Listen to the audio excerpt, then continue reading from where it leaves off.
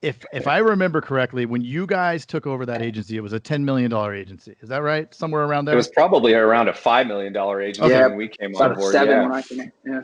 So 5 million, right? Let's put that into perspective. Yep. A lot of agents never get to 5 million. Okay. So that's a pretty good milestone. A lot of people would be happy with the revenue you get off that, especially in the indie space. And here you guys took and you grew it to 100 million. I mean, that's insane numbers. Yeah. At first, it was about less agents doing more premium, but then as those good agents started to get better, and that we didn't need to focus on them as much, we can now hire good people to do the same thing and just replicate that. Sure. That was kind of the model. So let's talk about that. It's important also to note that you're talking about processes.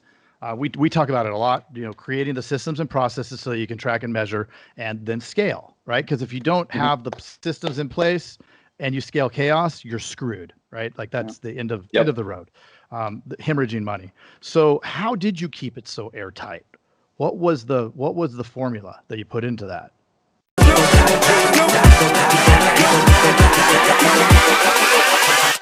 Hold up.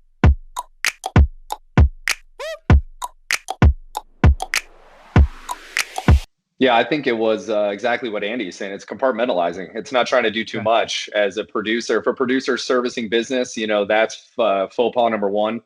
You know how it is.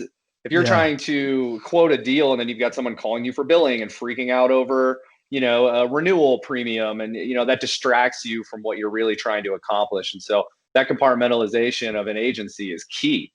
And allowing your producers to go do what they do. Let them go hunt. And let your service team do what they do best, which is the retention, the account rounding, and all of those important measures to retain the business. And so the compartmentalization is number one.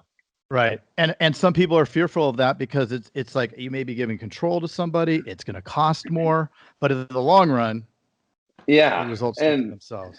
It's funny. I always say our agency was a true freight train. Like it was crazy. Like once it got going, we couldn't have stopped it if we wanted to.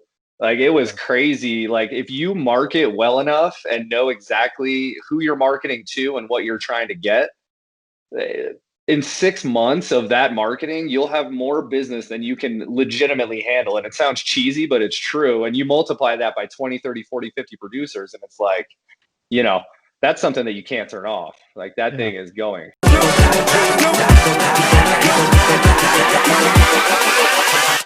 Hold up.